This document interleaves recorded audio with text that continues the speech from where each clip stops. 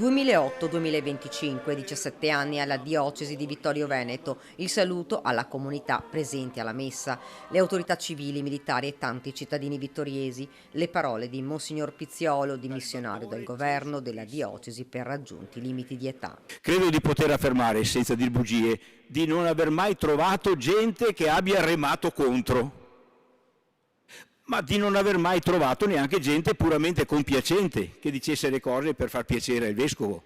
A volte si sente dire sta roba qua, quello perché è lei, allora... Ma no, io non ne ho trovati, francamente. Credo che l'eredità più bella che mi porterò in memoria e nel cuore, e penso anche di lasciare, sia stato lo sforzo di camminare insieme, certo con ruoli e responsabilità diverse, ma sforzandoci di riconoscere e valorizzare i doni presenti nelle persone che lavorano per la costruzione della nostra Chiesa. Presto Monsignor Pizziolo affronterà un'altra tappa della sua vita, svolgerà come missionario il proprio servizio pastorale in Brasile. Avviandomi alla conclusione e senza scendere in particolari analitici di questi 17 anni, desidero riassumerli riprendendo una breve frase che mi ha scritto qualche giorno fa il carissimo Monsignor Beniamino Stella, verso il quale per tanti motivi sono in grande debito di riconoscenza. Mi ha scritto qualche giorno fa: vivi con pace e gratitudine questa tappa. Ci sostiene di solito la coscienza di avercela messa tutta nella volontà di servire.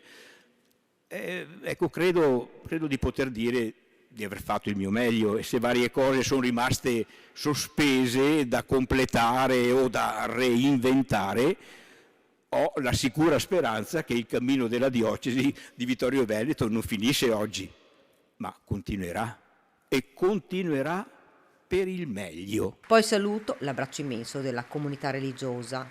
Non le sono mancate la curiosità, la passione per la storia locale, l'amore per l'arte e l'uso veloce dell'auto per dare le prime risposte a queste domande. E le parole dei cittadini. 17 anni sono un bellissimo tratto di strada e di vita. Tutti eravamo più giovani al suo arrivo. Oggi in molti hanno famiglia, figli, qualcuno è diventato nonno. Grazie perché in questi anni ci siamo sentiti come laici, chiamati e ascoltati, curati e accompagnati, accolti e coinvolti. L'applauso, il grazie collettivo ed il calice regalo da parte della diocesi di Vittorio Veneto.